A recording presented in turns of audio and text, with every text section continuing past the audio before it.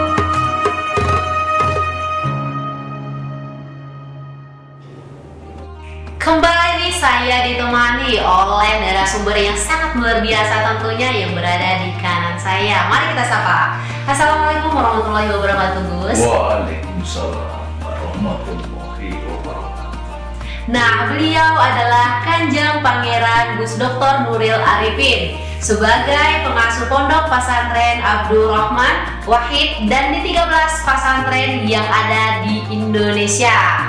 Nah, seperti di season sebelumnya nih ya kan Gus, ada banyak sekali nih masih pertanyaan-pertanyaan nih titipan dari netizen semuanya. Tapi akan kita bahas tuntas setelah yang satu ini.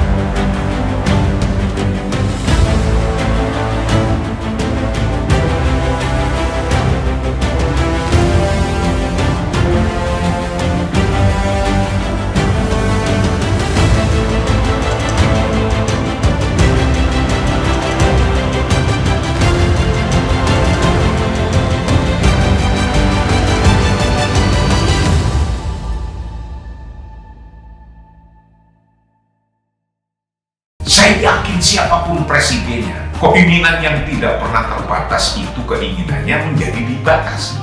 Inilah esensi puasa. Dalam rangka menyambut Ramadan 1446 Hijriah, Energi Juang News bekerja sama dengan Pondok Pesantren Ngalah Al-Falah mempersembahkan Energi Iman, menghadirkan ulama-ulama nasional dengan kajian-kajian yang menyejukkan, sinkron dan mencerahkan. Saksikan tayangannya hanya di channel Energi Juang News.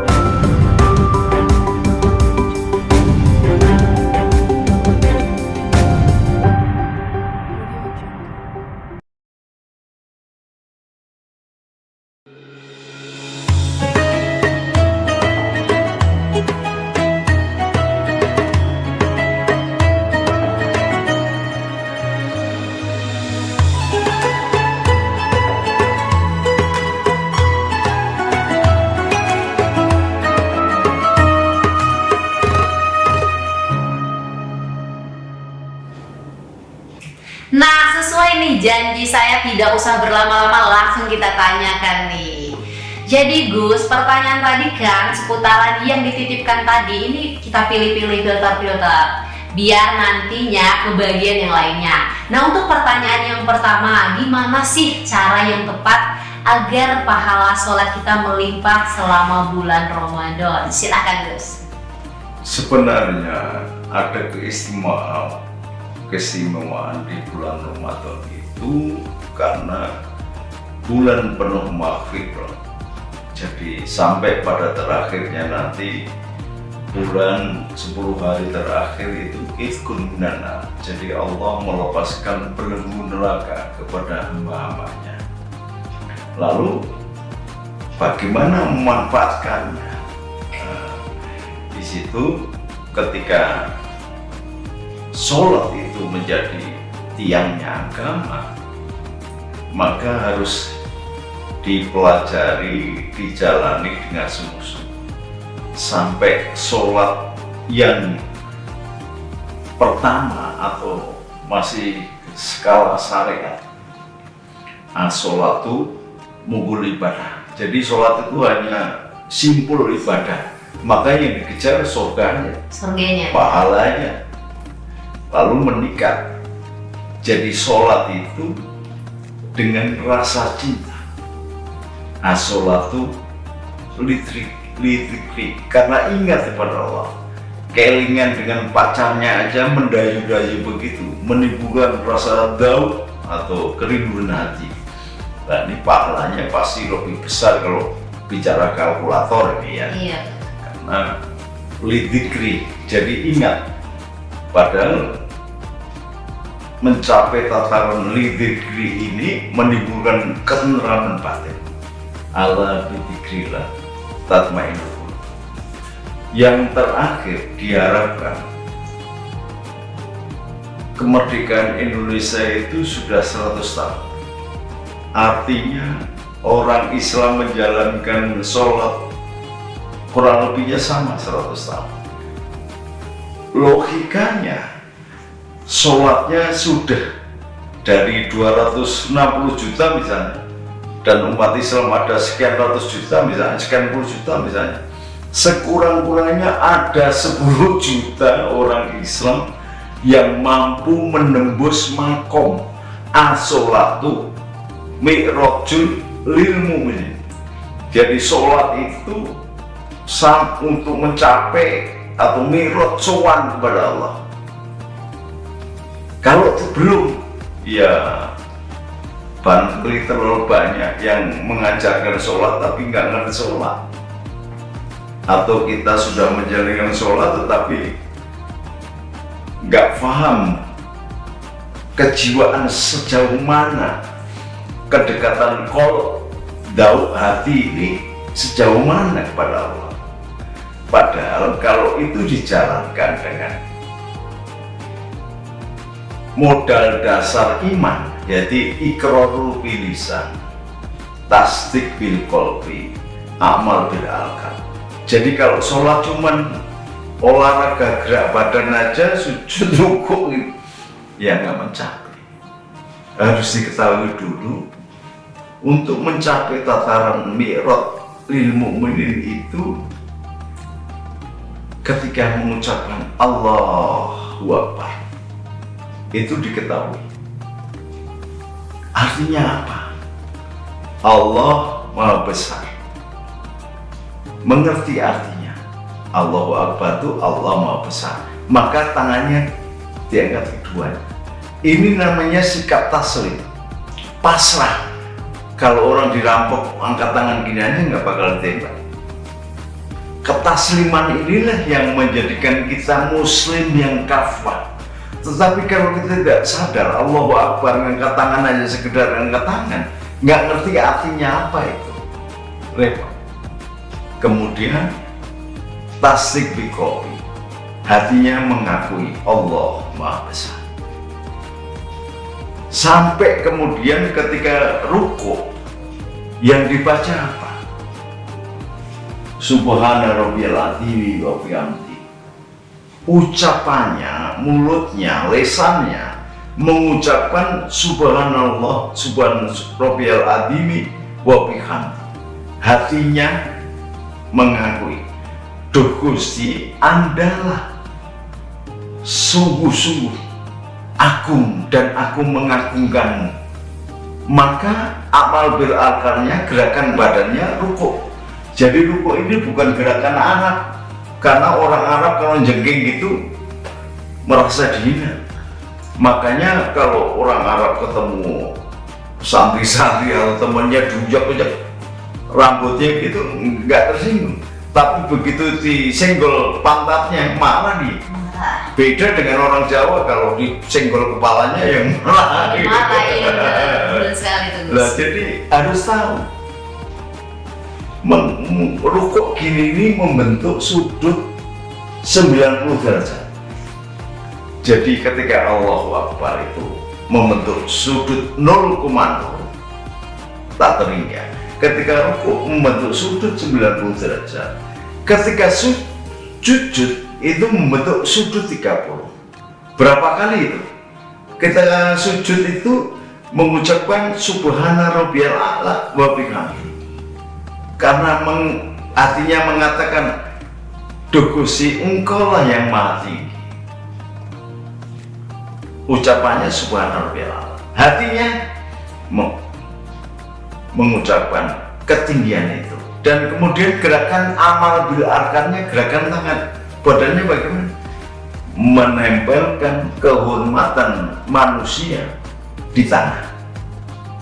Betul-betul pasrah kepada Allah. Ini membentuk sudut 30 derajat. Jadi kalau Mbak Putri kemudian menjalani sholat, sesungguhnya ketika ingin mendapatkan pahala yang sebesar-besarnya, engkau harus menjadikan semesta ini dirimu. Sudut 90 derajat, sudut tak terhingga, sudut 30 derajat, sudut 90 derajat ketika duduk, itu kalau digunggung menjadi 360 derajat.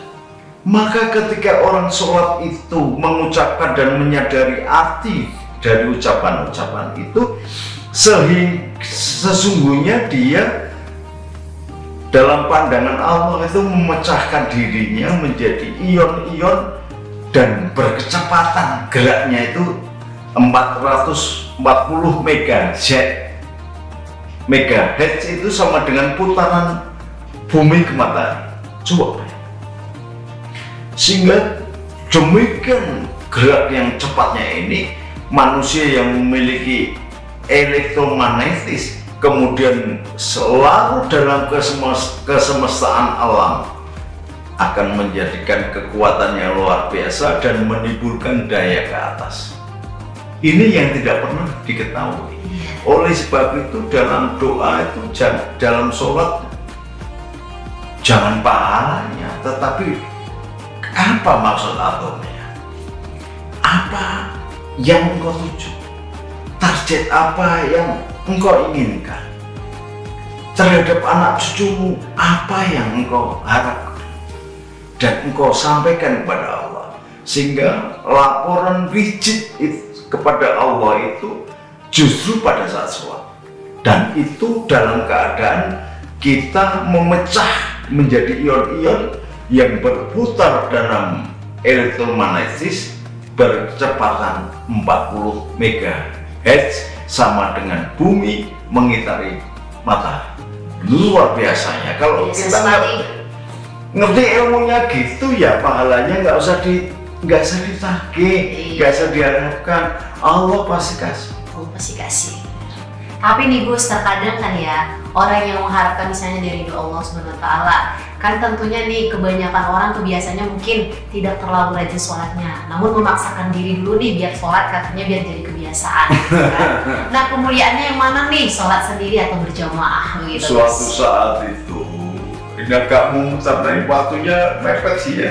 Iya. Ini ada cerita yang luar biasa sesungguhnya. Iya. Ketika Nabi Muhammad akan meninggal, didatangi malaikat Jibril. Assalamualaikum. Waalaikumsalam ya Jibril. Mana temanmu? Malaikat maut di luar ya Rasulullah. Undang kemari. Kenapa kamu kok di luar tidak mau masuk? Saya riko ya Rasulullah. Loh, apa memang sudah saatnya saya mati? Kalau engkau berkenan, maka aku dewek ke bahasa Jawa aku itu. Kalau berkenan Rasulullah mati, diambil nyawanya baru lah di situ baru ada dialog. Ya Jibril, apakah umatku semuanya sudah menjalankan sholat? Sudah ya Rasulullah. Lalu bagaimana? Tidak akan masuk surga umat manusia sebelum umatmu masuk surga. Lah, meskipun sholatnya nggak khusyuk, meskipun sholatnya nggak khusyuk, meskipun sholatnya kadang sholat kadang enggak, meskipun kadang sholat kadang tidak, ada apa kok begitu ya Jibril? Karena umatmu membaca sholawat dan menyebut nama Allah. Oh, kalau gitu tolong ya Jibril. Orang yang hanya mengucapkan Allah saja, mintakan kepada Allah ampunan, dimintakan kepada Allah. Ya Muhammad sudah diampuni. Tapi cerita ini tidak saya lanjutkan, gue mau sholat kabeh. Nanti orang nggak pada sholat kalau saya teruskan ceritanya ini, karena hanya mengandalkan mengucapkan Allah dan sholawat saja masuk surga atas bantuan dan perjuangan Rasulullah gitu loh. Jadi ini nggak usah diceritakan, nanti malah tambah daplek semua nggak apa-apa. Benar sekali, tapi makna yang mendalam sekali sepertinya dari cerita itu ya Gus ya. Iya. Tentunya nih akan ada nih kita sebagai manusia tergerak hatinya nih untuk selalu mengingat Allah Subhanahu wa taala. Nah, itu kan berdasarkan panggilan hati lagi kan begitu ya Gus ya. Kadang-kadang kita nih mengerti bahwa sholat nih diperintahkan nih, jangan mengerjakan larangannya, tapi tetap aja nih Gus, yang namanya manusia tidak luput dari yang namanya hilaf dan dosa kan begitu Gus ya. Iya. Nah, ini satu pertanyaan yang menarik sekali nih Gus, satu lagi ya Gus ya. Katanya nih, orang sholat itu kan Gus, kan mengharapkan ridho pada Allah SWT nih, dengan kerendahan hatinya nih, muhasabah diri pada Allah, mengadu pada Allah.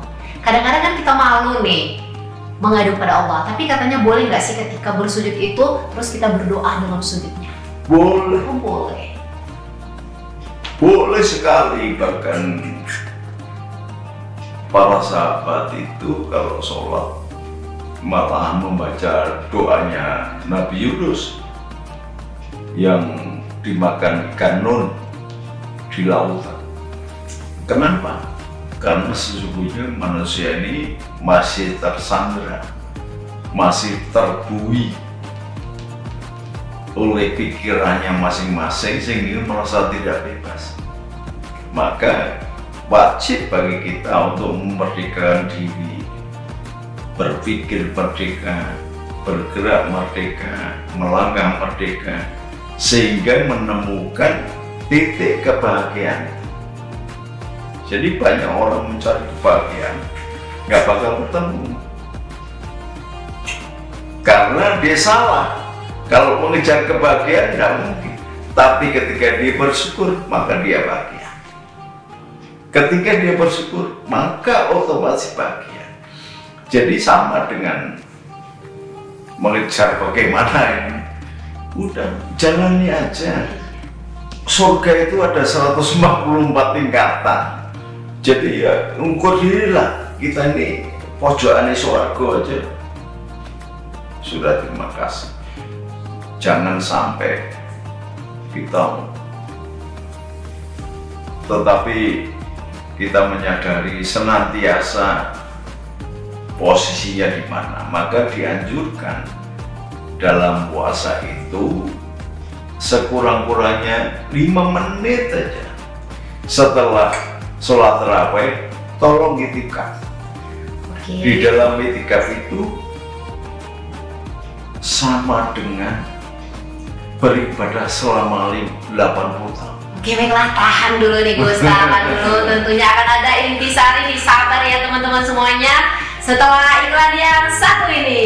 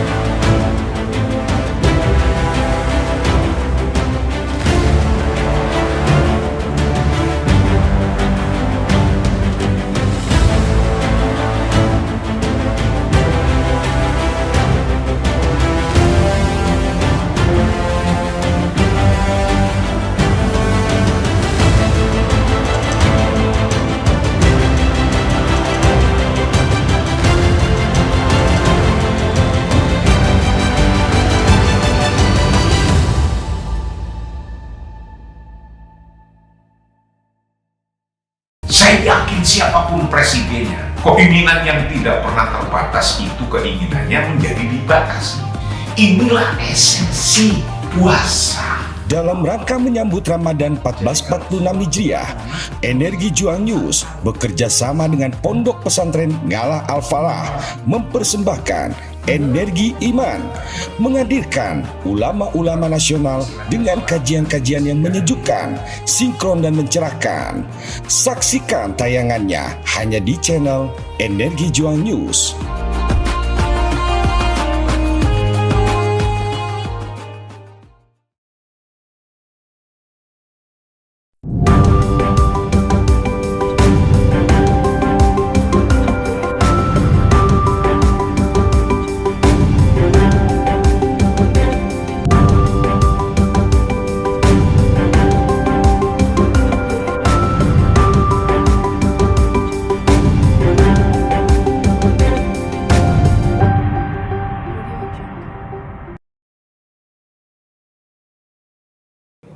Gimana nih, menarik bukan sahabat? Lah langsung saja nih kita dengarkan intisarinya. Silakan Gus.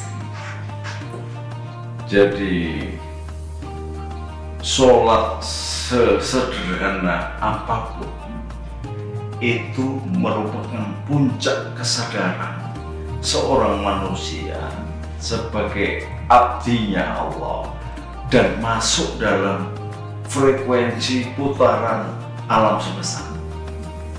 Lah padahal alam semesta itu sunatullah, maka sesungguhnya kita sholat dengan menyadari memasuki putaran frekuensi alam semesta, sesungguhnya kita sholat masuk di dalam lafaz hak pada kalimat Allah, alif lam ha. Nah kita dulu di sini. ketika ada kesadaran tinggi untuk duduk di situ dan menyadari kita dalam genggaman Allah, maka apa yang engkau lakukan? Mau bernafas dapat pahala, pengen berbuat baik baru pengen dapat pahala, menggerakkan jari ini dianggap dikit karena jari ini ada bukunya. Subhanallah, alhamdulillah, Allah Akbar. Ini buku-buku ini zikir. Semua yang ada dalam tubuh kita dalam kesadaran semesta, kesadaran yang tinggi akan masuk pada lorong yang namanya ridha Allah.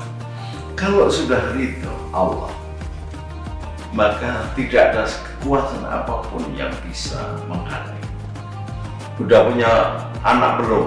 Belum, Nah, Gus. kalau nanti punya anak, kemudian kamu gendong, anakmu tiba-tiba menendang mulutmu, kira-kira anakmu kamu banting nggak? Jangan lagu. Enggak, banting apa enggak? Insya Allah enggak. Enggak. Karena apa?